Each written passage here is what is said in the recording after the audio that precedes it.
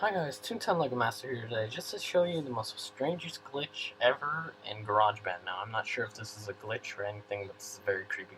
Okay, so I'm just recording audio for my friend's movie, and all of a sudden, I play it back, and I can't hear anything, and after it, it lets me listen to the audio that I can't even hear. It makes like this weird growling noise that sounds like a T-Rex or something. I don't know, it's just really creepy.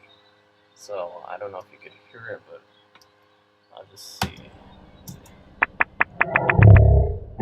See, it's making noise. I don't know if you could hear it, but yeah. Like, just watch. I'll play the full thing, and after it plays another bit of audio that sounds like a dinosaur growling. Try it one more time. This time let my Bluetooth go all the way over here.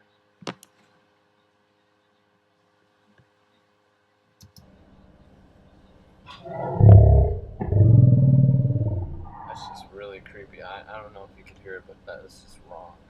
What's going on? That's just weird.